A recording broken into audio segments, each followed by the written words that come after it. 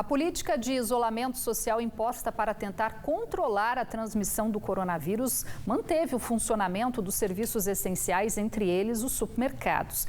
Mas quem sai às compras já percebeu uma alta nos preços e até a falta de alguns produtos nas prateleiras. A prática foi criticada em uma carta aberta da APAS, Associação Paulista de Supermercados.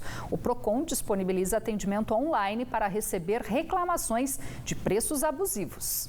O arroz ficou 9,8% mais caro, o leite 36,4%. Mas foi o feijão que deixou a compra do mês mais pesada. Chegou a 59,3% de aumento. Esses foram apenas algumas das altas registradas em março. E o consumidor percebeu esse efeito no bolso. Alho, cebola, tomate subiu também.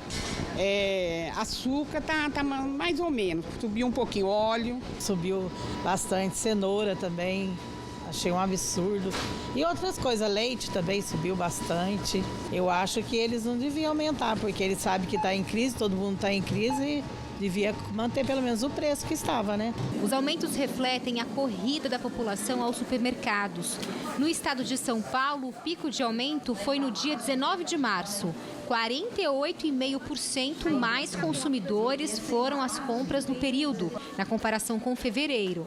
No Vale do Paraíba, um aumento parecido, de 45%, segundo o levantamento da Associação Paulista de Supermercados. As altas dos preços foram registradas justamente no período em que as autoridades emitiram uma série de decretos visando o isolamento social em meio à pandemia. Segundo a associação do setor, os valores agora estão estáveis, mas o retorno deles ao preço original depende principalmente do estoque e da quantidade de pessoas comprando no supermercado. Para o consumidor, nesse momento, ser consciente, ele não correr ao supermercado, não se abastecer de maneira desordenada, para que isso não faça com que os produtos faltem, para quem vai precisar amanhã, principalmente, e que isso também não gere aumento de preços, porque o supermercado, à medida que ele vai reabastecendo, por mais que se negocie, por mais que se barre preços abusivos, mas em algum momento você vai ter que comprar esse produto.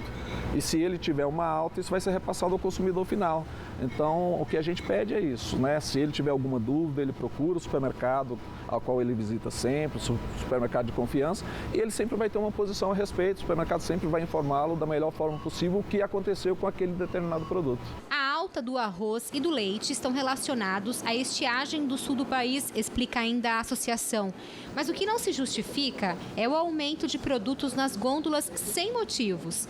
Na semana passada, a fiscalização do PROCON apontou irregularidades em um supermercado da região sul de Caraguatatuba, no litoral norte. Mais de 91 quilos de hortifrutis estavam vencidos e estragados. Os fiscais foram até o local depois de receberem denúncia de aumento abusivo no preço do feijão. O órgão recebeu mais de 7 mil denúncias relacionadas ao período de pandemia, parte delas de preços abusivos. Enquanto várias empresas estão fabricando álcool em gel, respirador, fazendo doação para ver se essa situação nós conseguimos disseminar logo e voltarmos ao nosso trabalho, ao nosso ganha-pão, na circulação de riqueza, é ao contrário de um ato de solidariedade. É o oposto, é uma situação maligna, de má fé. Eu estou aproveitando a situação social para conseguir um lucro exorbitante. E a pessoa que está com a sua renda diminuída, aquele autônomo que não está podendo trabalhar, aí é pior ainda, porque um preço que ele encontrava X quando ele tinha um ganho fixo é 3X quando ele está sem ganho. Então você está abusando de situação anormal em detrimento da sociedade. Isso é condenável. Quem se sentir lesado por um preço abusivo nas gôndolas pode fazer a denúncia sem sair de casa. Pelo aplicativo de celular disponível pelo PROCON, é só fazer o cadastro, registrar os dados do fornecedor e enviar a reclamação. E quanto mais material o consumidor reunir, melhor para buscar o Tribunal de Pequenas Causas. Agora é o momento de produzir prova, não ficar só na boca, porque senão também eu posso condenar pessoas que não estão fazendo nada de errado. Tudo porque alguém está propagando uma notícia falsa. Deixa a sua provinha preparada, amanhã, Deus quiser, volta tudo à normalidade, aí eu posso então tomar uma medida jurídica cabível, inclusive pedindo a devolução do que foi pago de forma exorbitante. Em meio à correria por alimentos, os estoques ficam comprometidos e os preços sobem. Quem é mais atingido pelo efeito é aquele que ficou com a renda comprometida. E a gente continua falando sobre este assunto agora com o economista e professor doutor da Unital, Edson Trajano, que está conectado com a gente hoje via Skype, né, professor? Muito boa noite. Obrigada mais uma vez pela participação aqui no Band Cidade. Bom, a gente viu aí na reportagem essa questão dos consumidores vendo aí alguns preços, né, um pouco mais caros, mas é importante destacar que esse é um período em que existem alguns produtos que vão naturalmente ter aumento de preços, porque a gente tem aí a indústria atuando normalmente, a produção rural continua e os caminhoneiros continuam abastecendo os centros de compras, né? Boa noite, Rosimara. Boa noite, amigos da TV Band Vale. É importante essa situação que muitas vezes tem fotos vindo da China. E aí lá na China, quando nós tivemos o problema do coronavírus, em muitos supermercados não tinha produto para os consumidores. E aí muitos ficam apavorados que isso poderia acontecer no Brasil. Mas não é o caso. O Brasil é um dos maiores produtores de alimento do mundo. Produz etanol, por exemplo, para fazer álcool, produz carne, é o maior exportador do mundo de carne. Ou seja, não há problemas de desabastecimento. A indústria está funcionando, a atividade agrícola está funcionando. Agora, é claro que nós tivemos problemas pontuais. Nós não podemos esquecer que no mês de fevereiro nós tivemos um mês extremamente chuvoso. Isso provocou uma queda da produção de alguns segmentos, por exemplo, de hortifruti no estado de São Paulo, que isso reflete diretamente na alta dos preços. Também nós tivemos seca no Rio Grande do Sul, que contribui para o aumento no preço do arroz. Então, são coisas muito pontuais. Mas, de uma forma geral, nós tivemos, num primeiro momento, uma corrida muito grande aos supermercados. E aí, se todos os consumidores resolverem fazer estoque em casa, isso provoca uma escassez de oferta de produtos naquele momento nos estabelecimentos, isso pode levar a algum aumento nos preços. Mas eu acho que essa fase pior já passou. Então, o próprio estudo da Associação de Supermercados mostra que o pico foi mais ou menos em torno do dia 15 a 20 de março. Então, hoje os consumidores já estão mais tranquilos de não correr aos supermercados para fazer estoque, porque a produção só em caso tem. De necessidade. Agora, todo mundo compra ao mesmo tempo, é difícil. Houve uma corrida, inclusive, na compra do botijão de gás, ou seja, não há necessidade de se fazer estoque desses produtos, né? A gente sabe que a pandemia aí vai trazer reflexos para a economia, mas não é o caso dos produtos que a gente consome no dia a dia. Sim, essa é uma questão importante.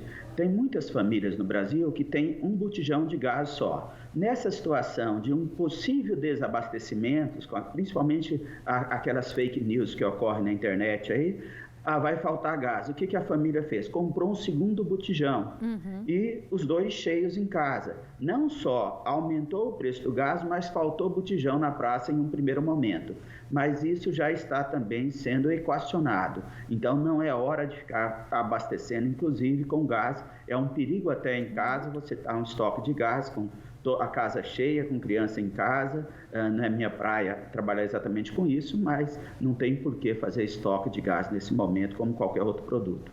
Tá certo, então, rapidamente, só para a gente encerrar, mas rapidamente, professor, tem algum produto que pode sofrer reajuste agora no decorrer desses próximos meses? Tem alguns produtos tem alguns produtos pontuais. Por exemplo, o alho teve um aumento de preço em função da desvalorização do real frente ao dólar. O leite, normalmente, a partir do mês de abril, começa uma alta constante com a chegada da seca.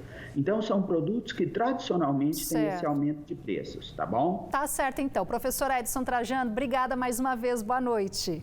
Boa noite. A General Motors propôs a adoção de layoff com diminuição em 25% dos salários dos trabalhadores da unidade de São José dos Campos. Segundo o Sindicato dos Metalúrgicos, a medida começaria em 14 de abril e valeria por 4 meses. Parte dos salários seria paga com recursos do Fundo de Amparo ao Trabalhador, o FAT, e o restante pela própria montadora. Os trabalhadores da GM começaram hoje período de férias coletivas como forma forma de prevenção ao novo coronavírus. A unidade de São José dos Campos emprega 3.800 colaboradores. Em nota, a GM informou que vem adotando medidas para proteger a saúde dos funcionários e também garantir o futuro do negócio. Ainda de acordo com a montadora, as ações são emergenciais e temporárias e têm por objetivo a preservação dos empregos.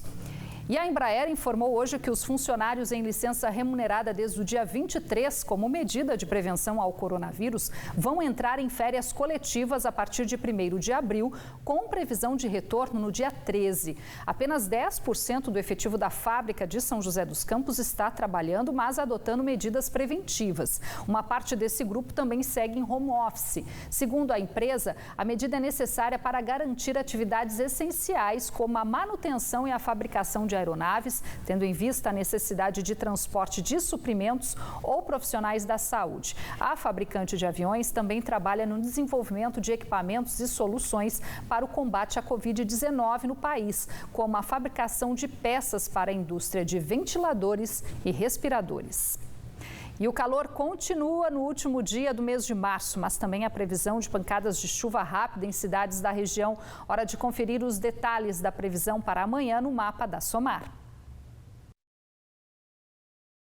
Olá, muito boa noite a todos que nos acompanham. O mês de março se despede amanhã, terça-feira. E o balanço do mês não foi muito positivo com relação à chuva. No Vale do Paraíba, volumes inferiores à média climatológica. Em Taubaté, choveu menos de 50 milímetros ao longo do mês de março, sendo apenas 30% da média climatológica do período. Amanhã, terça-feira, tem condição de chuva em todo o Vale do Paraíba, porém, serão pancadas rápidas, isoladas e sem grandes acumulados, nada que deva trazer grande preocupação. Em Taubaté, durante a terça-feira, a chuva acontece de forma bem pontual, sem grandes volumes, a sensação é de calor, a máxima deve chegar à casa dos 29 graus. Em São José dos Campos não será diferente, uma chuva bem rápida, isolada no finalzinho do dia, antes disso sol e temperatura na casa dos 29 graus. Friozinho em Campos do Jordão, mas também tem pancadas de chuva, assim como o restante do Vale do Paraíba. Chuva rápida, isolada, sem grandes acumulados, o sol até aparece, mas a temperatura não sobe muito. Em Campos do Jordão, a temperatura máxima prevista é de 22 graus na tarde da terça-feira. Em Caraguatatuba, a expectativa também é de chuva, não faz muito calor, máxima de 25 graus. Serão retomadas amanhã as buscas à segunda vítima do acidente envolvendo 2 motos aquáticas na represa do Jaguari, em Jacareí. Segundo o Corpo de Bombeiros, a colisão ocorreu por volta das 5 da tarde do sábado. Um dos condutores, um homem de 25 anos, foi encontrado sem vida no mesmo dia. A outra vítima teria afundado e até então não foi encontrada. Conexão da fé. Padres e pastores usam as redes sociais para trazer uma palavra de conforto durante o isolamento social. Em algumas igrejas, o número de pessoas acompanhando as celebrações online bateu recordes no último domingo. Os detalhes logo depois do intervalo. Agora 7h11.